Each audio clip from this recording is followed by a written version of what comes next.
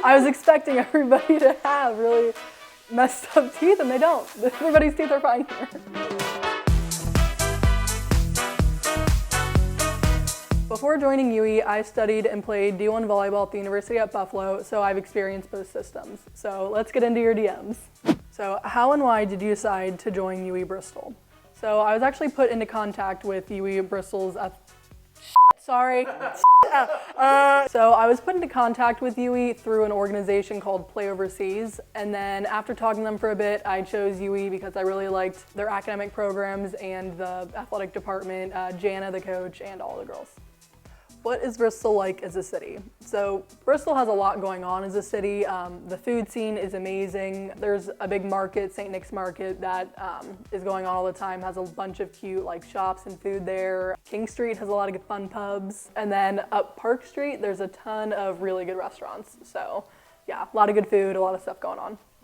What's the volleyball program and coaching like? It's a really good vibe, I'd say, in the volleyball program. Jana's really supportive and nice while also pushing everybody to be their best. The training schedule is usually 3 days a week. We'll have one practice that's an hour and then 2 practices that are 2 hours. Usually, or this year, it's been Monday, Thursday, Friday, and then we've had our games on Wednesday. And then with that, you go to the gym to lift 2 days a week, which you could decide when to go based on what works for your schedule. Oh wait, I have to think about this one. Biggest difference between volleyball in the US and the UK. I feel like the biggest difference is the amount of subs that you get. In the US, a lot of hitters will only play front row, and then you'll have DSs who only play back row, but in the UK they don't have subs like that, so all of their players basically stay on the whole time except for the libero. How easy was it to make friends?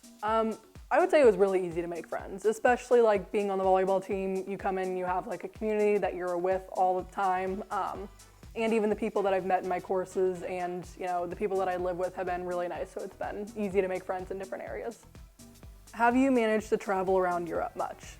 Yeah, I actually have a bit. I went to Germany and Prague 2 weeks ago, and then later this spring I'm going to go to Portugal. I think I'm going to go to Dublin for a day, maybe Vienna and Budapest. So yeah, I've been able to take a few trips while I've been here.